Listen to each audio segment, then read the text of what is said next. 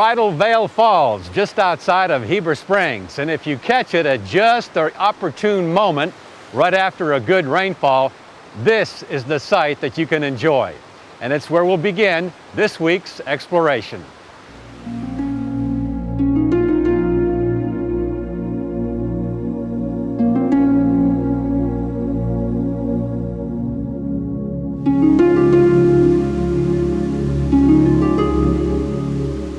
The good thing about paying a visit to Bridal Veil Falls, you have a choice of either a short walk or a longer hike and walk, depending on how much time you have for exploring this area and how strenuous of an outing you prefer.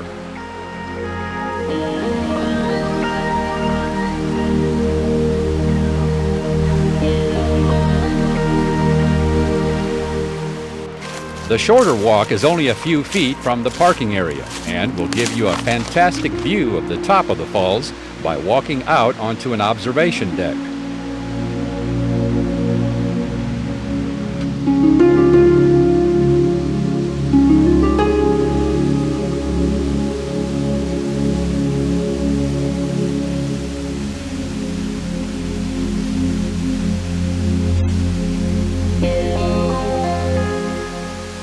There are plenty of photo opportunities here, and plus there's also a trail that goes off to the right of the observation deck that will take you to other vantage points, including one that is literally right smack dab on top of Bridal Veil Falls.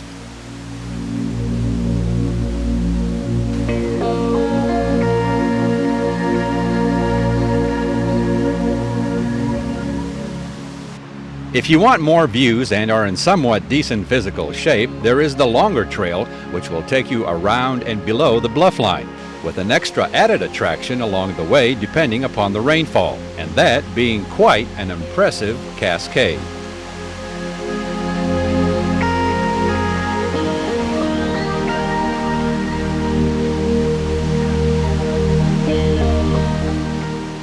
This trail that eventually takes you down to the base of the falls is about a quarter of a mile in length. Easier going down, of course, than coming back up. After reaching the bottom, just follow the creek bed, and before you know it, Bridal Veil Falls is directly in front of you.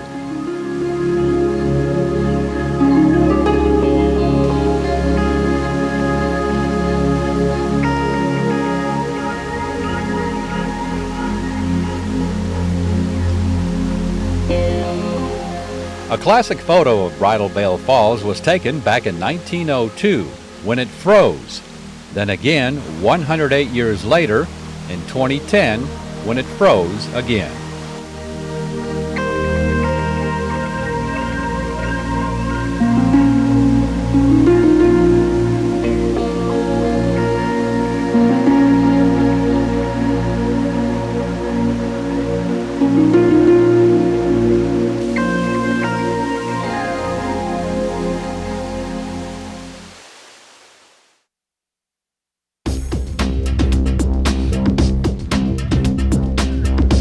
There's a rope actually to hold on here.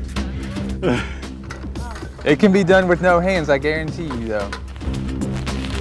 You're a tightrope walker.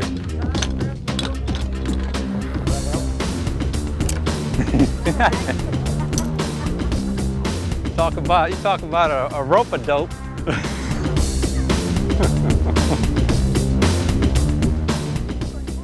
I think I like zipping better than this. This is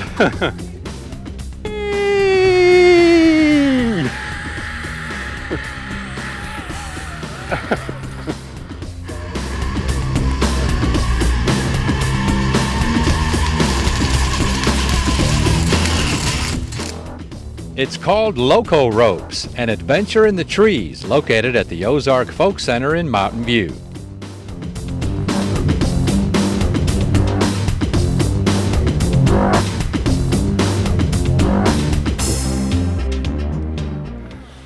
Put this right onto our bracket, which goes to our belay cable. And essentially this little trolley is gonna follow you everywhere you go. It rolls right along. And if you take that misstep, again, we call them 8-inch falls, not 40-foot falls. The lanyard takes your weight there, and for recovery, it's as simple as grabbing any rope in front of you if your element is made up of rope, or just taking the lanyard and standing right up.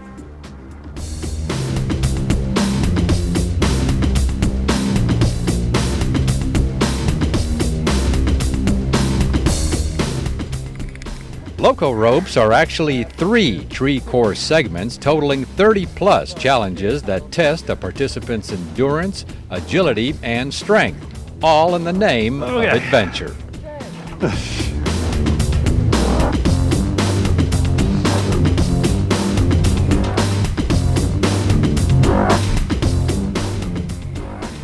Definitely a big adrenaline rush, excitement.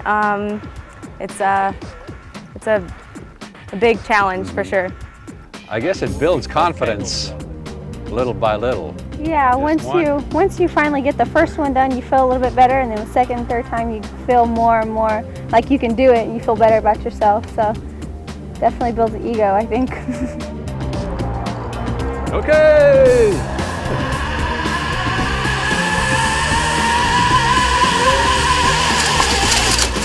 All right, great landing. One of the highlights of the 3 courses is a Tarzan swing. It's pretty scary. Like whenever you're sitting up on the platform, you're a little nervous at first, but then like once you finally do it and catch into the net, you feel accomplished, like you've actually done something good for yourself. Like it's just nice to be able to know that you can get up high in the trees and actually do something scary like that. Because it is challenging. It's scary at first, but it's well worth it. Okay. Just hold on to the knot.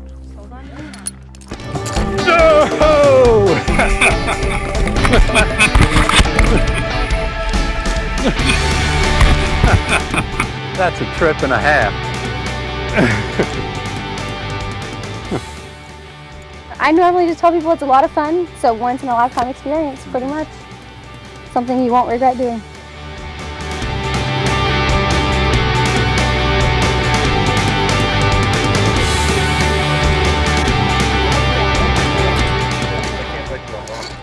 The final thing you can try here is the so-called parachute drop or jump, except you don't have a parachute.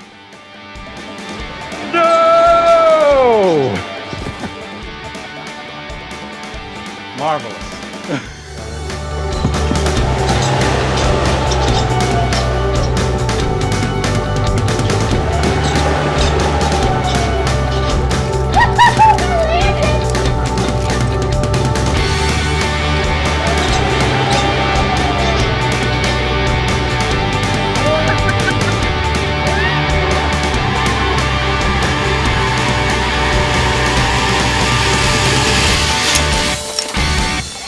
Didn't fall. Yeah!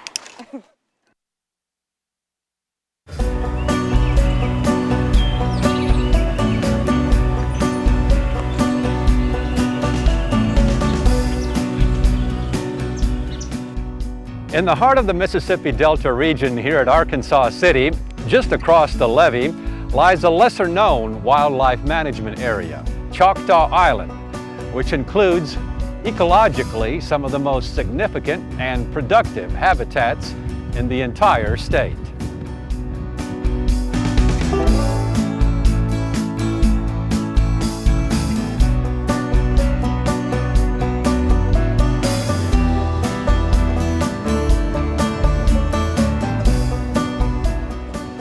The Choctaw Island Wildlife Management Area still looks about the same as it did more than 100 years ago when steamboats used to go up and down the Mississippi River here, as does most of Arkansas City, with its restored 1800 store buildings with balconies, churches, and the Deshay County Courthouse, all listed on the National Register of Historic Places. The courthouse, by the way, is supposedly haunted. But getting back to the Choctaw Island area, which covers 7,580 acres of Mississippi River bottomland habitat, it's the only public land inside the Mississippi River levees in Arkansas.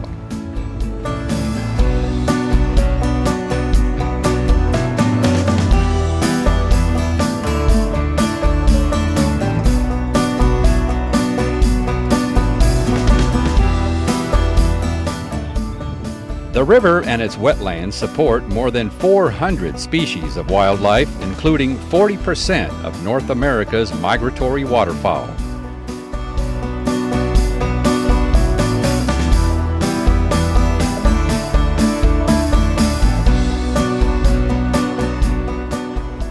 The Choctaw Island Wildlife Management Area also has more than 9 miles of hiking nature trails. There's the Rocky Hole Trail nearby Rocky Hole Lake, which offers excellent fishing opportunities, and the Levee Trail along with the old River Lake Trail, containing all sorts of waterfowl.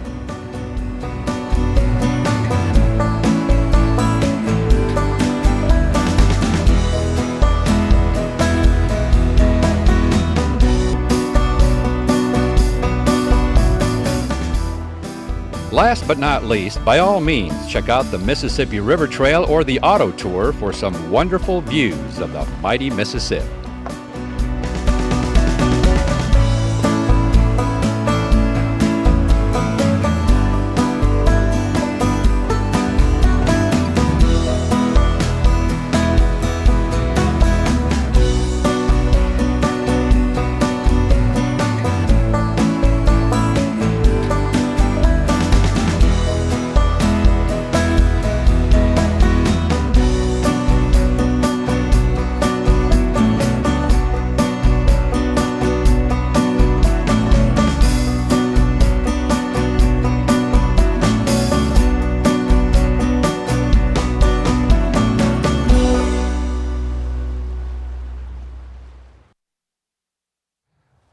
For this final segment, we're going to try and do something a little bit different. The last time we were with park interpreter Jason Perry here at Gray Lake Resort State Park was for a sunset kayak outing.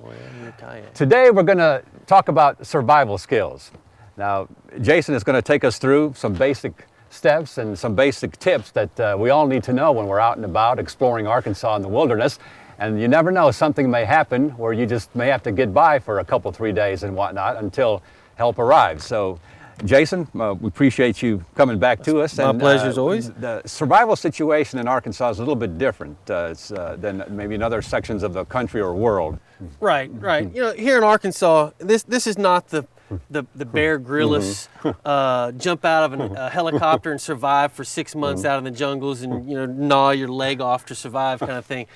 Here in Arkansas and in the surrounding areas, really most survival situations are going to resolve themselves one way or another, good or bad, in just a day or two. 1 to 3 days, either you make it out or you don't. So we're not talking extended periods of time, which has a way of changing our strategies. Some things we might think are important are really not important in your typical survival situation here in Arkansas. Like food, for example. You really don't need food for that for 2 or 3 days. Exactly. Usually when we're talking survival programs and workshops, that sort of thing, we ask, all right, what are the basic needs that humans have? And is food, water, shelter usually the biggies? And then we talk about survival. What else you need? Well, they always mention fire and signals. Those are the big five, right? And so we'll rank those in importance. How long can you go without food? Are we talking minutes, hours, days, or weeks? And when you're talking food, it's weeks. And in Arkansas, if our survival situation is resolved in just a day or two, we're really not worried about food. So all the fish hooks and spears and stuff for catching animals really doesn't come into play so much unless you just need to keep busy, which is not a terrible idea, but generally not the highest on our list of priorities. Water is going to be important, but how long can you go without water? Can we go minutes, hours, or days? And generally, depending on the conditions, you're talking days. So water's kind of on the edge of what we need. Really, when we get down to it, shelter becomes more important. Again, depending on the conditions. Wintertime in Arkansas doesn't necessarily have to be below freezing. It just needs to be cold. If you get cold and wet, two big red flag deals in survival. If you're cold and wet, you're exposed to the elements. Now you might be talking hours or even minutes before you're in big trouble. So now food, that's weeks. We're not so worried about that. Water, that's days. Exposure to the elements, shelter, now we could be talking hours. So that becomes our top priority. Compact survival blankets have saved many lives providing shelter. Trash bags can also be used in various ways, and that's just the beginning. There's lots of different types of shelters, and you can go online, you can research them. Couple things we need to keep in mind. We want to stay dry. Ideally, we want to stay warm and dry, but all things considered, dry is better. If you're cold, that can be a dangerous situation. If you're wet, that could be dangerous. Cold and wet, lethal. If you're in a situation where you think you could become cold and wet, or you already are cold and wet, that should be great big red flags. Danger, danger, danger, this is a life or death situation. I need to change something now. And shelter and fire are good ways to change that. So we want to stay dry. If we don't have a plastic or a Mylar blanket, we've got to use the materials around us. Certainly we want to make use of any natural overhangs, any type of thing that's going to keep us dry. Short of that, we're going to have to use debris, the stuff we find on the ground. The common thing is a debris shelter, which is really nothing more than finding a tree or some sort of rock or something that you can lean a stick up against. And from this stick, you lean other sticks off of it as ribs, and then pile as much debris, leaves, pine boughs, sticks, whatever you can on top of it. When I'm talking about piling, I'm talking about piling. This is one of those instances where more is more. Get that sucker 5, 6, 8 feet high.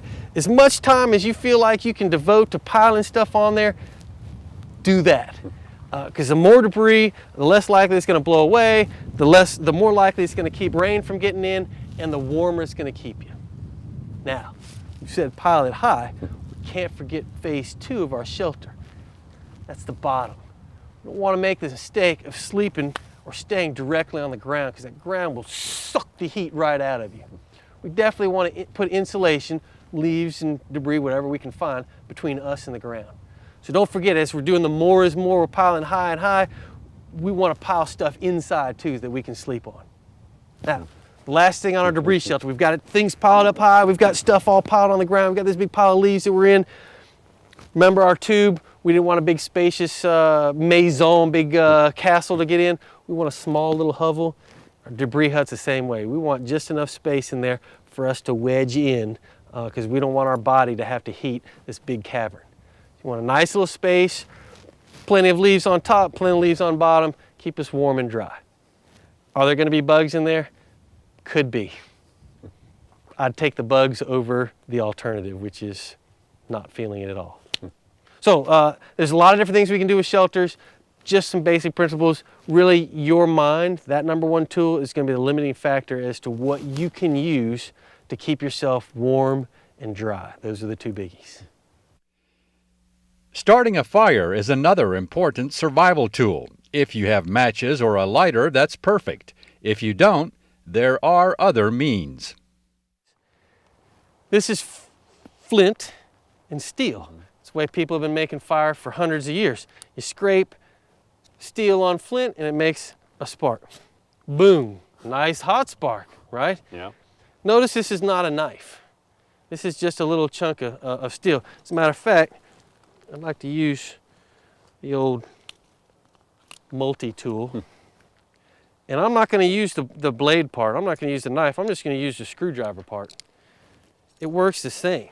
Screwdriver, it's hard steel against this flint. I'm still making sparks. You see on some of the reality shows, they have these giant knives and they're just hacking away trying to make sparks. I'm like, what are you doing? You're going to cut your hand off. Please don't do that. You can use a knife. You don't even need the blade part. You can just use the back of the knife and scrape. In a scraping motion, you get the same spark.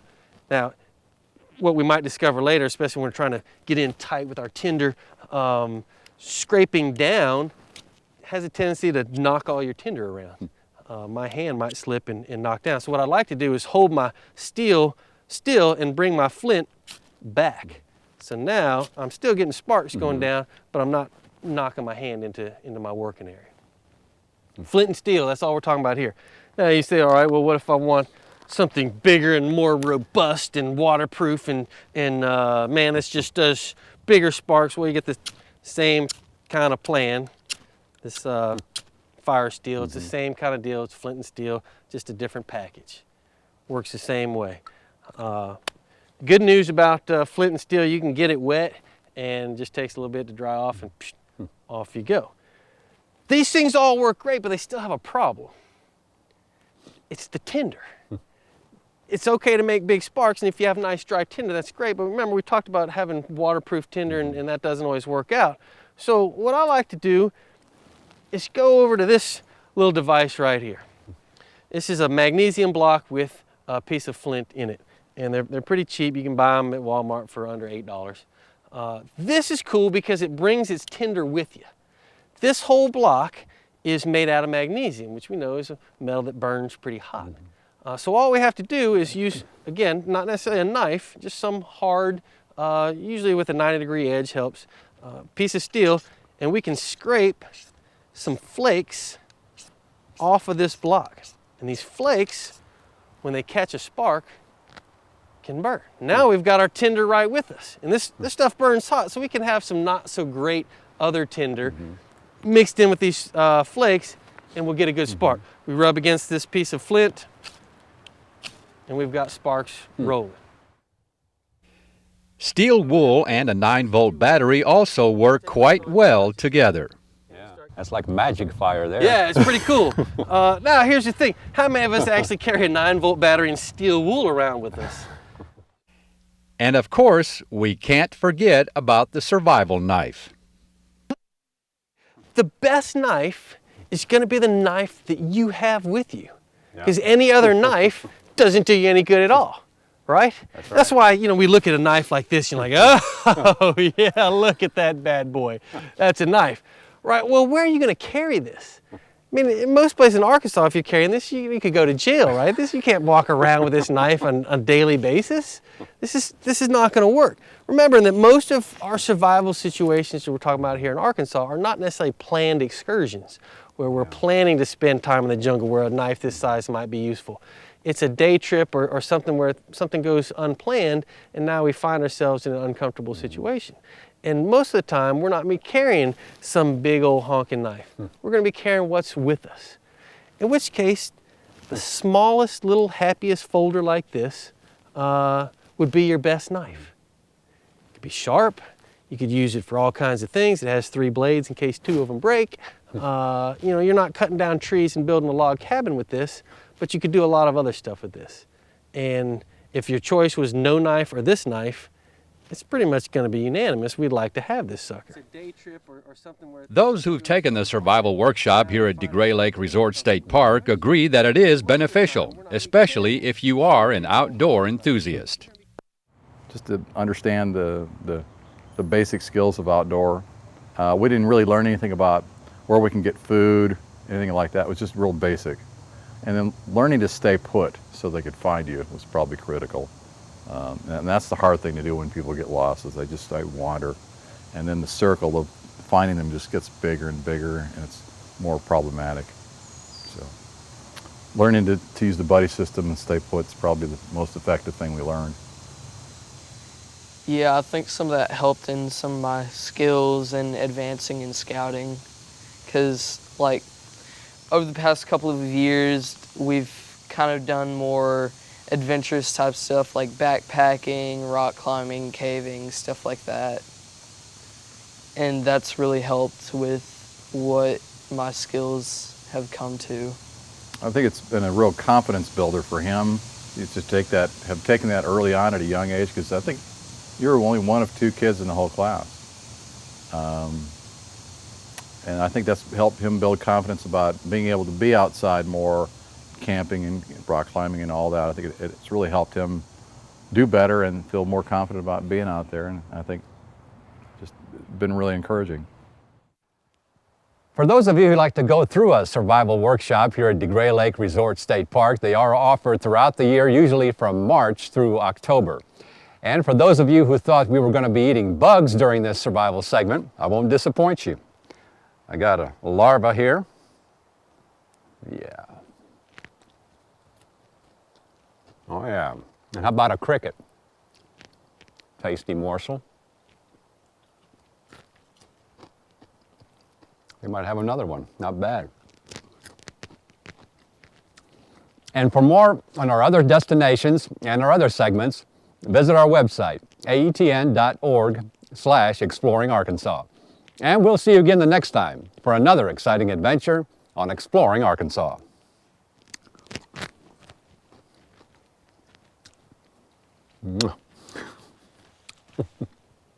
Mighty fine.